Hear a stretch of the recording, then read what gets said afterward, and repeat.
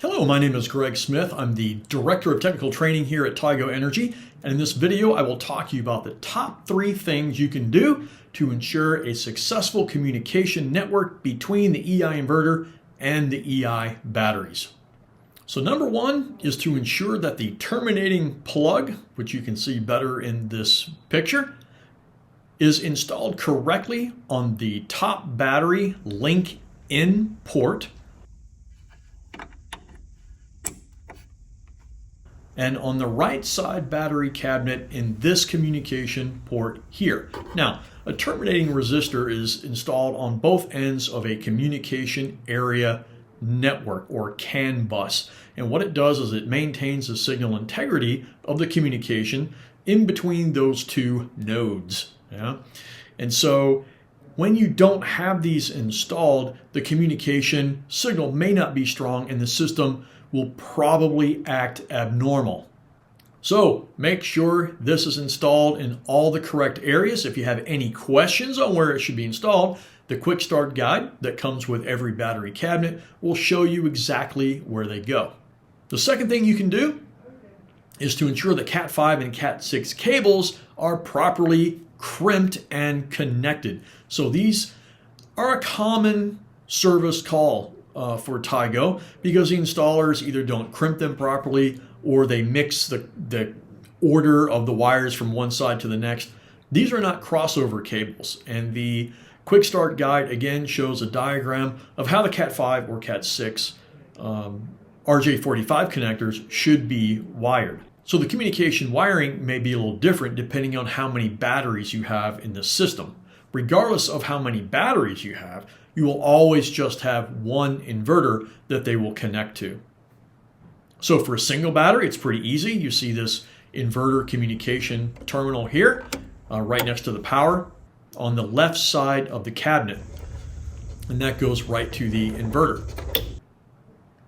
If you install 2 batteries, then our recommendation is to install them in parallel.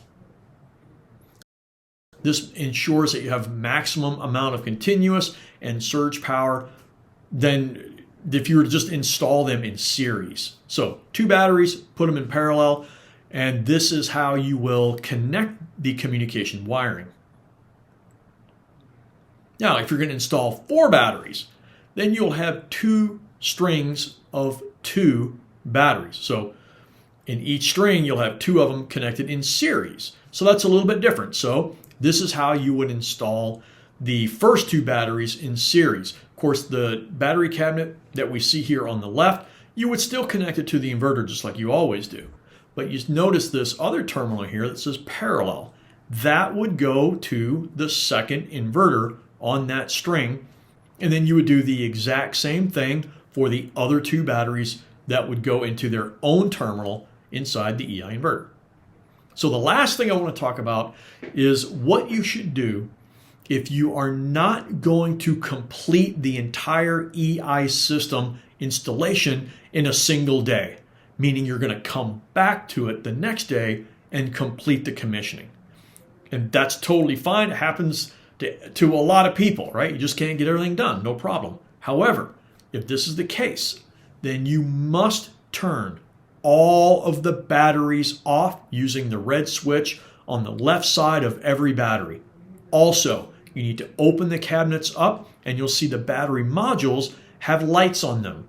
All you have to do is press and hold the button on the top battery, press and hold until the light goes out, and then all the battery module lights will go out. So you please make sure that you do that. And then lastly, you need to disconnect the communication cable between the inverter and the battery. So if you don't do this, then the inverter, even though you're not completely done with the commissioning or the install, the inverter light is going to keep trying to wake up the battery. And eventually you could drop the state of charge on those batteries to a very, very low level so that when you do come back the next day, you may have a hard time commissioning the system and getting the batteries, to turn on. So it's not that big a deal. It has happened a few times, and we're just trying to, bring awareness to it. So in summary, if you're going to leave the site before the entire system is installed, make sure all of the battery cabinets are turned off, make sure all of the battery modules are off, and then disconnect that one communication wire from the battery to the EI inverter.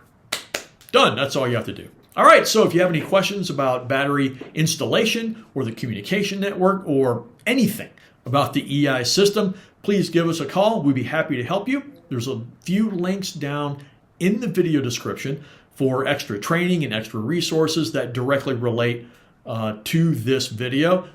Thank you for watching. See you next time.